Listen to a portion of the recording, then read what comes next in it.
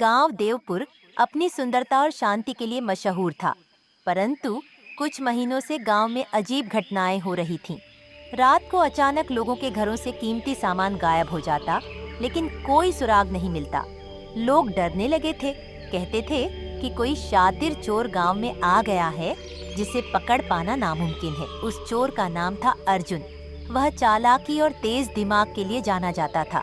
अर्जुन अपने निशानों को इतने सफाई से मिटाता था कि कोई सोच भी नहीं सकता था कि चोरी कैसे हुई।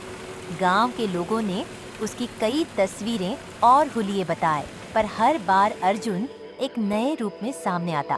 उसकी चोरियों की वारदातें इतनी पेचीदा थीं कि पुलिस भी उसके आगे बेबस हो गई थी। लेकिन फिर एक सिपाही ने कसम खाई कि वह अर्जुन को पकड़कर ही दम लेगा। इस सिपाही का नाम था वीर सिंह। वीर सिंह गांव के चौकीदार नहीं, बल्कि शहर से आए एक अनुभवी पुलिस अधिकारी थे, जिन्हें अर्जुन की चोरियों को रोकने के लिए भेजा गया था। वीर सिंह बहुत धैर्यवान और चतुर था, और उसे अर्जुन जैसी शातिर मानसिकता के अपराधियों को पकड़ने का अच्छा अनुभव था। गांव में पहुंचते ही वीर सिंह ने सबसे पहले अर्जुन की चोरियों का गहराई से अध्ययन किया। हर वारदात में एक पैटर्न था। चोर हमेशा आधी रात के बाद और नए चांद की रात को ही चोरी करता था। उसकी चोरियां गांव के सबसे अमीर लोगों के घरों पर होती थीं, लेकिन किसी को उसके चोरी करने का तरीका समझ नहीं आया।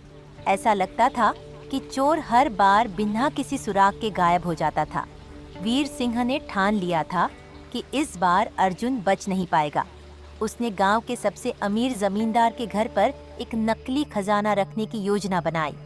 यह खजाना गांव के बीचों बीच बनी एक पुरानी हवेली में छिपाया गया, जो अब वीर सिंह और उसके साथियों के लिए जाल बिछाने का अड्डा बन चुकी थी। हवेली सुनसान थी और वीर सिंह ने अफवाह फैलवा दी कि जमींदार ने अपने सारे गहने और धन उसी हवेली में छिपा दिए हैं। अर्जुन ने खबर सुनी और सोचा, यह एक सुनहरा मौका है। इतने बड़े खजाने के साथ मेरा जीवन बदल जाएगा। वह बिना देर किए अपनी योजना बनाने में जुट गया। जैसे ही नई चांद की रात आई, अर्जुन ने हवेली पर धावा बोल दिया। हवेली के आसपास कोई हलचल नहीं थी और अर्जुन को लगा कि यह बिल्कुल सुरक्षित है। वह चुपचाप हवेली के पीछे के दरवाजे से अंदर घुसा।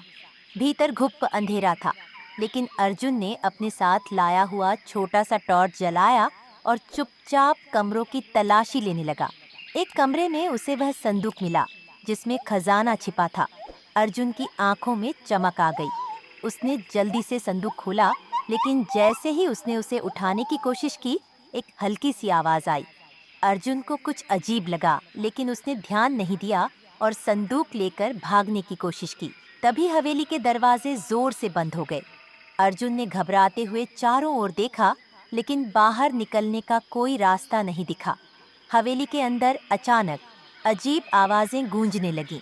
अर्जुन को लगा कि वह फंस चुका है, लेकिन वह हार मानने वाला नहीं था। उसने तेजी से एक खिड़की खोलने की कोशिश की, लेकिन तभी वीर सिंह और उसके साथियों ने उसे घेर लिया। वीर सिंह ने मुस्कुराते हुए कहा, बहुत दिन से तुझे ढूंढ रहा था अर्जुन, आज तेरा खेल खत्म। अर्जुन ने वीर सिंह की ओर देखा और कहा, तुमने अच्छा जाल बिछाया, लेकिन अभी खेल खत्म नहीं हुआ है। इतना कहकर अर्जुन ने अपनी जेब से धुआं छोड़ने वाली बॉल निकाली और पूरे कमरे में धुआं फैल गया। उसने वीर सिंह को चकमा देने की कोशिश की और खिड़की से कूदकर भागने लगा, लेकिन वीर सिंह ने पहले ही उसकी चाल समझ ली थी। उसने अर्जुन का पीछा किया और गांव के बाहर के जंगल तक पहुंच गया। अर्जुन को लगा कि वह अब भी बच सकता है, लेकिन वीर सिंह ने उसके चारों ओर सिपाहियों का जाल बिछा रखा था। अर्जुन आखिरकार पकड़ा गया। गांव लौटने के रास्ते में अर्जुन ने सोचा कि अगर वह वीर सिंह को चकमा नहीं दे सकता, तो उसे उसकी तरफ करने की कोशिश करनी चाहिए।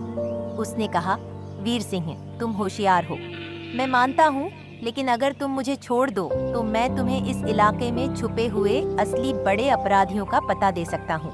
वे लोग मुझसे भी खतरनाक हैं। वीर सिंह ने ठंडी नजरों से उसे देखा और कहा, अपराधी चाहे कोई भी हो, उसके लिए कानून एक है।